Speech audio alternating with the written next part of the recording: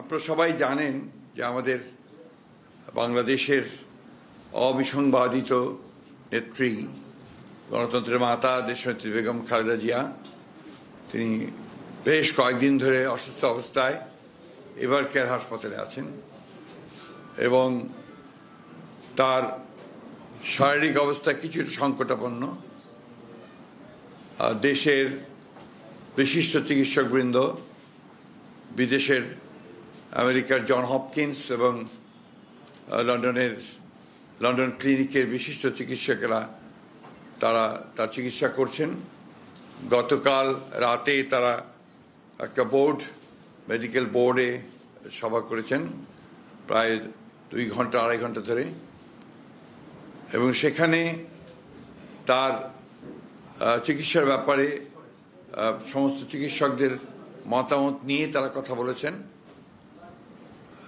এবং কিভাবে চিকিৎসা তারা করবেন এবং সেই চিকিৎসাটা কি ধরনের হবে সে বিষয়ে তারা কালকে মতামত দিয়েছেন নিজেদের মেডিকেল বোর্ডে।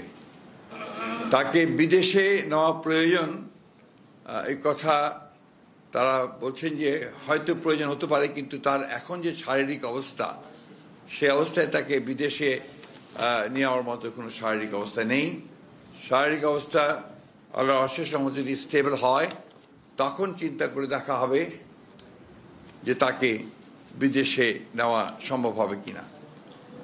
তবে বিদেশে নেওয়ার জন্য যে প্রয়োজনীয় বিষয়গুলো রয়েছে, আপনার ভিসা, অন্যান্য দেশের সঙ্গে যেসব দেশে যাওয়ার সম্ভব হতে পারে সেসব দেশের সঙ্গে যোগাযোগ করা এবং এর অ্যাম্বুলেন্সের ব্যাপারগুলো নিয়ে যথেষ্ট আলোচনা হয়েছে এবং সেগুলো মোটামুটি কাজ এগিয়ে আছে।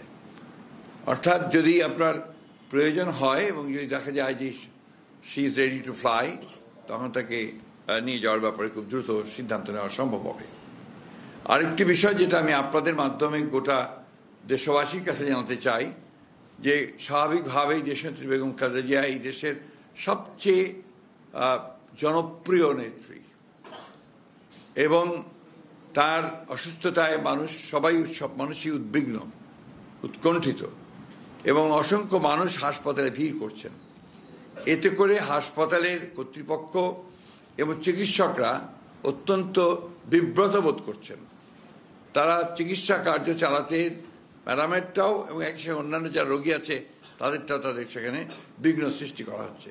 তা আপনাদের মাধ্যমে আমি সংশ্লিষ্ট সকলের কাছে অনুরোধ জানাতে চাই যে আপনারা কেউ দয়া করে হাসপাতালে ভিড় করবেন না।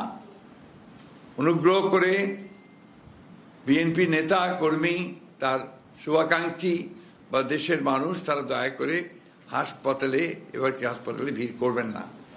আমরা সময় মতো আপনাদেরকে তার হেলথ বুলেটিন সম্পর্কে জানানো হবে, সেটা আপনারা জানবেন, কিন্তু আবার অনুরোধ করছি দয়া করে কেউ সেখানে উপস্থিত হবেন না।